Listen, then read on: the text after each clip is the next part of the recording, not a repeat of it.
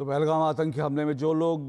जिनकी जान गई थी उनके परिजनों की आंखों में आंसू हैं, लेकिन दिल में उनके संतोष है, क्योंकि उनको लगता है कि उनके परिजनों की जो मौत है उसका बदला ले लिया गया है। संतोष जगदाले की जो बेटी थी, उन्होंने कहा कि जो ऑपरेशन सिंदूर नाम रखा गया है वो शायद इसीलिए रखा गया है क्योंकि सिंदूर जो है उजाड़ा गया था, भारत की जो कई बेटियां उनका सिंदूर उजाड़ा गया था और इसीलिए ऑपरेशन सिंदूर नाम रख करके इसका बदला लिया गया है। ये बहुत लगातार जो अपडेट है हम आपको दे रहे हैं। तो इस वक्त जो इतना बड़ा आतंकी हमला हुआ था उसका भारत ने एक तरह से हिसाब बराबर करा है और पाकिस्तान इस वक्त अब क्या करेगा इस पर सबकी निगाहें लगी हैं, क्योंकि पाकिस्तान की ओर से गीदड़ भभकियां लगातार दी जा रही थी। लेकिन उसके बाद पाकिस्तान की तरफ से जो खबरें आ रही हैं ये है कि पाकिस्तान की तरफ से लगातार शेलिंग की जा रही है, लगातार जो है सीज फायर का उल्लंघन किया जा रहा है, लेकिन भारत की तरफ से भी पाकिस्तान को मुंह तोड़ जवाब दिया जा रहा है। एक बार फिर चलते हैं, हमारे तमाम मेहमान जो हैं जनरल अस्थाना हमारे साथ जुड़े हुए हैं। जनरल अस्थाना, ये जैसे सरप्राइज एलिमेंट होता है,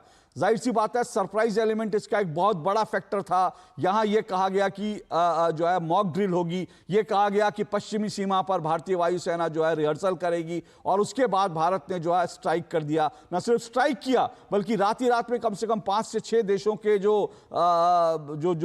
वहां का नेतृत्व था उनको भारत ने विश्वास में भी ले लिया कि भारत ने जो कुछ किया है वो आतंकवाद के खिलाफ एक जरूरी कार्रवाई को किया है। बिल्कुल, जो सरप्राइज एलिमेंट भी था और उसके साथ साथ जैसे ही भारत की तैयारी हर तरीके से थी, डिप्लोमेटिक तरीके से भी तैयारी थी और काउंटर स्ट्राइक की भी तैयारी थी। तो इसीलिए जैसे ही आपने देखा स्ट्राइक हुई, उसी के साथ सब भारत ने सब देशों को भी ब्रीफ कर दिया। उसी के साथ हमारे जो जैसे इन्होंने पाकिस्तानियों ने कोशिश करी फायरिंग करने की, उस फायरिंग का भी मुंह तोड़ जवाब दिया। सब तैयार बैठे हुए थे वहां पे और उसी मुताबिक अभी कोई हताहत किसी के होने की खबर नहीं है। इसका मतलब काफी हमारे सिविलियंस ने भी तैयारी की थी। और ये जो प्रोफेशनल, जैसे मैं कह रहा हूं कि ये जो हमला हुआ है और इसमें बिल्कुल स्पेसिफिकली उन्होंने ना सिर्फ पीओके में हमला किया है बल्कि पाकिस्तान के अंदर भी जाके जो है 4 टारगेट तो पाकिस्तान के अंदर थे, 5 टारगेट पीओके में थे और कुछ जो लॉन्च पैड से ये लोग खाली करके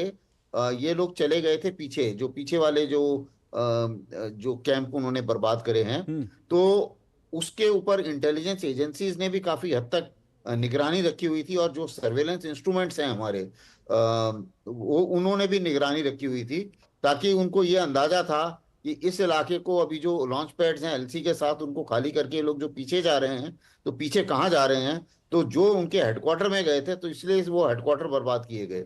तो ये बहुत ही एक प्रोफेशनल किस्म का, जिसकी जितनी भी तारीफ की जाए उतनी कम है जी। और मुझे लगता है कि अभी पाकिस्तान हालांकि अगर रिटेलिएट करेगा तो हम लोग तैयार हैं, और रिटेलिएट करे तो वो भी हमारी प्लानिंग का हिस्सा है कि और ज्यादा वो आर्टिफायर करे। उनके $9 बिलियन रिजर्व हैं और जल्दी खत्म हो जाएं। उसके बाद 4 दिन के बाद में उन्हें फिर लड़ने के लिए कुछ मेरे बचेगा नहीं उनके पास। तो जनरल अस्थाना, आपने बड़ी इंपॉर्टेंट बात करी है, क्योंकि जाहिर सी बात है ये भी हमारी तैयारी और शायद ये भी भारत की रणनीति का हिस्सा है कि भारत अपनी ओर से युद्ध की शुरुआत नहीं करना चाहता। भारत ने दुनिया को संदेश दिया कि वो युद्ध के पक्ष में नहीं है, लेकिन भारत ने जो हमले किए, जो स्ट्राइक करी, वो आतंकी